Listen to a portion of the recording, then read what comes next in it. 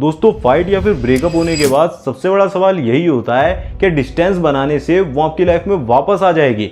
और इंटरेस्टिंग बात तो यहाँ पर यह है कि साइकोलॉजी के अकॉर्डिंग जो डिस्टेंस होता है वो दोबारा से अट्रैक्शन को इग्नाइट करता है, यानी कि उसे दोबारा से कनेक्ट करने के लिए मजबूर कर देता है। बट हमारी प्रॉब्लम क्या होती है, जैसे ही वो थोड़ा सा हमसे दूर जाती है ना, इग्नोर मारती है, फाइट वगैरह होती है, तो हम बहुत ज़्यादा पेशेंस को खो देते हैं, इम्पेशेंट हो जाते हैं और अचानक से बड़े बड़े मैसेज और एकदम से बहुत ज़्यादा व्याकुल होना शुरू कर देते हैं। और यही सबसे बड़ी गलती होती है। अगर आप भी ऐसी सिचुएशन में फंसे हुए हो ना, तो ये वीडियो आप ही के लिए है। इसीलिए दोस्तों आज की इस वीडियो में मैं आपको 7 ऐसे साइंटिफिकली प्रूवन रीजंस के बारे में बताने वाला हूँ ना, एक्सप्लेन करने वाला हूँ, जो आपको डायरेक्टली ये बता देंगे कि क्यों लड़की हमेशा डिस्टेंस मेंटेन करने से, जब आप उसे स्पेस देते हो ना, तो वो आपकी लाइफ में दोबारा से आना चाहती है, आपको चेस करने के लिए मजबूर होती है। और वीडियो को एंड तक जरूर से देखना, एंड तक बने रहना, क्योंकि मैं आपके साथ एक रियल लाइफ स्टोरी को भी शेयर करने वाला हूँ, जो आपको डायरेक्टली ये समझा देगी बहुत ही ईजी लैंग्वेज में कि क्यों ये वर्क करता है, कैसे ये वर्क करता है। तो उसे बिल्कुल भी मिस मत करना। तो फिर चलिए वीडियो की शुरुआत करते हैं। वीडियो अगर वैल्यूएबल लगे तो वीडियो को लाइक भी कर देना।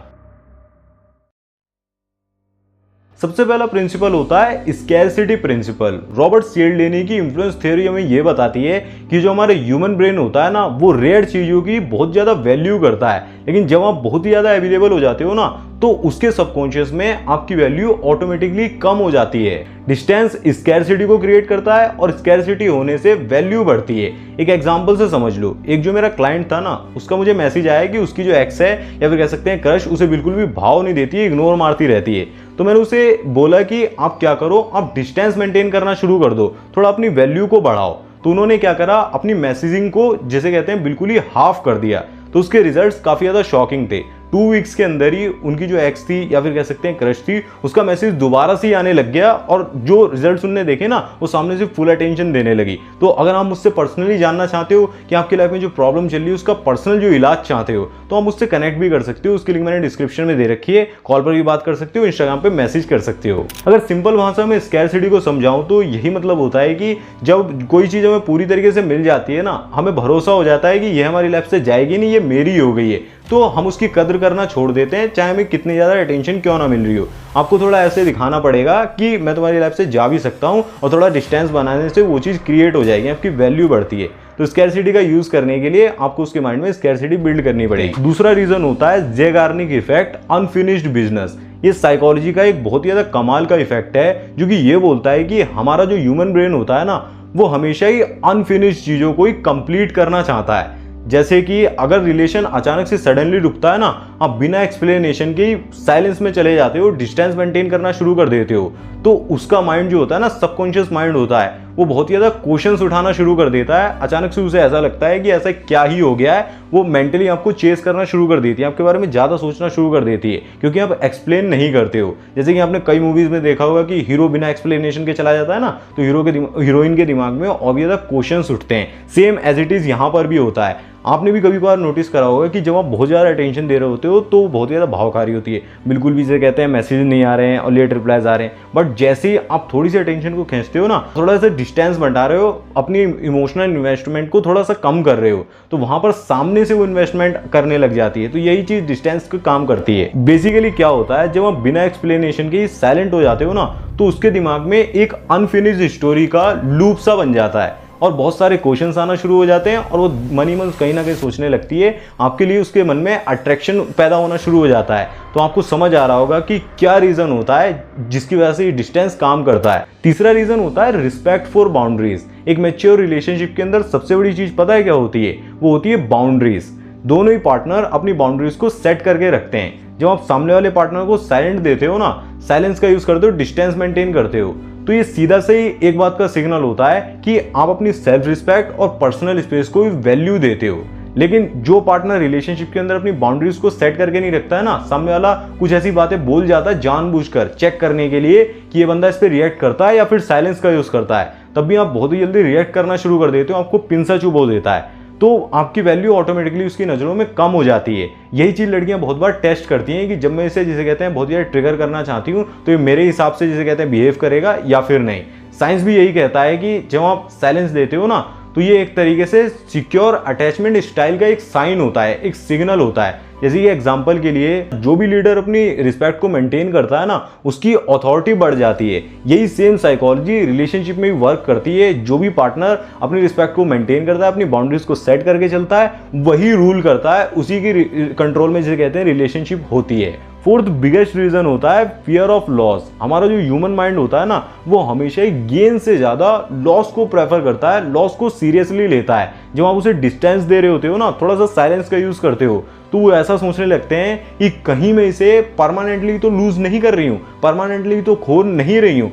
इसी चीज से वो दोबारा से पुल होना शुरू हो जाते हैं, दोबारा से अट्रैक्ट होना शुरू हो जाते हैं। जैसे कि एग्जांपल के लिए काफी सारी कपल स्टडीज में ये शो करा गया कि जब दो पार्टनर आपस में ब्रेक लेते हैं ना, टेम्परेरी ब्रेक लेते हैं, थोड़ा सा ब्रेकअप करते हैं, कुछ दिनों के लिए डिस्टेंस मेंटेन करते हैं, तो बहुत ज्यादा हाई चांसेस होते हैं कि वो दोबारा से बहुत जल्दी जुड़ने वाले हैं, दोबारा से कनेक्ट जरूर से ही करेंगे। Because fear of losing for ever is more stronger than fear of losing for short period of time.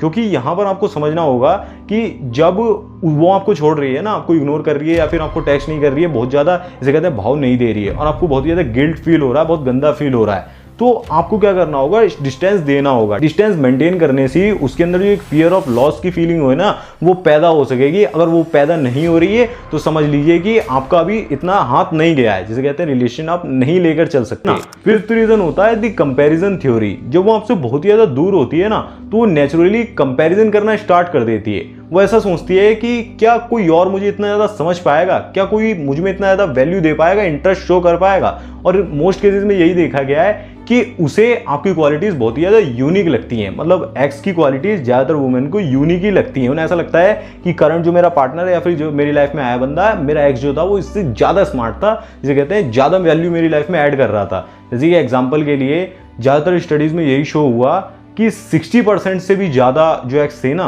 उन्होंने यही एडमिट करा है कि उन्होंने अपने एक्स पार्टनर को बेटर वैल्यू किया। जब उन्होंने अपने पार्टनर को किसी और के साथ कंपेयर करा ना, उन्होंने देखा कि मेरा एक्स तो बहुत ही ज्यादा इससे ज्यादा बेटर था। तो एक दिमाग में जिसे कहते हैं साइंटिफिकली ये प्रूवन चीज है, एक तरीके से थ्योरी सी बन जाती है कि जिसे मैं छोड़ चुकी हूँ ना, उसकी सारी बेटर क्वालिटी ही दिखती हैं। आपने भी नोटिस करा होगा, जब तक आप साथ में होते हो ना, तो बुराइयां भी दिख रही होती हैं, अच्छाइयां भी दिख रही होती हैं, लेकिन जैसे आप थोड़े से दूर हो जाते हो ना, तो सिर्फ अच्छाइयां ही दिखना शुरू हो जाती हैं। कुछ दिनों के बाद आप सारी चीजों को भूल जाते हो, सिर्फ आपको अच्छी चीजें याद आ रही होती हैं, बहुत बेटर मूवमेंट्स याद आ रहे होते हैं, और आप तुरंत से जिसे कहते हैं उसकी लाइफ में वापस जाते हो और नो कॉन्टैक्ट रूल को जिसे कहते हैं तोड़ के एकदम से आगे बढ़ जाते हो, मैसेज कर देते हो और उसका रिप्लाई वही इग्नोर मारना, वही सारी चीज़ें होती रहती हैं। बट डिस्टेंस मेंटेन करने से उसे आपकी अच्छाइयाँ बहुत ज़्यादा दिखने लगती हैं। इसीलिए तो होता है ना कि सारी लड़कियाँ जिसे कहते हैं एक्स को बेटर बताती हैं। और अगर आप किसी ऐसी लड़की से कनेक्ट कर रहे हो जिसकी लाइफ में कोई एक्स रहा है, तो यहाँ भी ज़्यादातर चांसेस होते हैं कि वो आपके साथ लॉन्ग टर्म में ना टिक पाए। जिसे कहते हैं आपको फुल्ली अटेंशन, या फिर कह सकते हैं कहीं ना कहीं वो कंपेयर करती रहेगी कि हाँ मेरा एक्स भी ऐसा था, मेरा एक्स आज ये प्रेजेंट पार्टनर ऐसा है, बॉयफ्रेंड ऐसा है, तो कहीं ना कहीं आपके चांसेस वहां पर बहुत ही ज्यादा कम हो जाते हैं। सिक्स्थ रीजन होता है पॉजिटिव चेंज अट्रैक्शन। जब आप डिस्टेंस मेंटेन करते हो ना और खुद पर काम कर रहे होते हो, यानी कि आप जिम कर रहे हो, करियर पर ध्यान दे रहे हो, मेंटल स्टेबिलिटी लेकर आ रहे हो, तो जो वो डिफरेंस होता है ना, वो बहुत ही ज्यादा नोटिस होता है। और ज्यादातर केसेस में यही देखा जाता है कि जब आप बहुत सारा अपने ऊपर काम कर चुके होते हो, साइकोलॉजी में से जिसे कहते हैं सेल्फ इंप्रूवमेंट इफेक्ट कहते हैं, जब आप सेल्फ इंप्रूवमेंट पर बहुत ही ज्यादा फोकस कर चुके होते हो, तो बहुत सारे केसेस में 2 वीक बाद या फिर 1 महीने बाद, 6 मंथ बाद ही एक्स आपकी वापस आकर आपको कनेक्ट करना चाहती है, क्योंकि उसे बहुत ही ज्यादा आप चेंज दिख रहे होते हो। आपको समझ आ रहा होगा कि किस तरीके से जब आप डिस्टेंस मेंटेन करके सेल्फ इंप्रूवमेंट पर फोकस करते हो, तो ऑटोमेटिकली जो लोग आपको लात मार के गए थे, आपकी लाइफ से बाहर गए थे, वो भी आपसे कनेक्ट करने के लिए पागल से होते हैं। लाइफ में जो ग्रोथ होती है ना, ग्रोथ अगर किसी को आपके अंदर दिखती है तो वो ऑटोमेटिकली लोगों को आपकी तरफ अट्रैक्ट करती है। यहाँ पर मैं अपना एग्जांपल ऐड करना चाहूंगा रियल लाइफ का। 2 साल पहले तक क्या था, मेरे को मैं भोंदू सा लड़का था, मतलब एकदम नाइस गाय सा। मुझे यही लगता था कि मैं बहुत ज़्यादा अटेंशन दे दूंगा, बहुत सारे मैसेज कर दूंगा, डेली आई लव यू बोलने से, बहुत ज़्यादा मैसेज करने से, जिसे कहते हैं वो लड़की अट्रैक्ट हो जाएगी। उसका सिर्फ यही कहना था कि मुझे फीलिंग्स ही नहीं आ रही, मुझे तुम अच्छे नहीं लगते हो। तो मैंने चेंजेस क्या करे, मैंने भी यही सारी चीज़ें, डिस्टेंस कभी दे रहा हूँ, कभी बहुत ज़्यादा बात कर रहा हूँ, यही सारे बैड बॉयज़ वाले फार्मूलाज जो कि इस वीडियो में मैंने आपको बताए थे, वो सारे यूज़ करना शुरू कर दिया।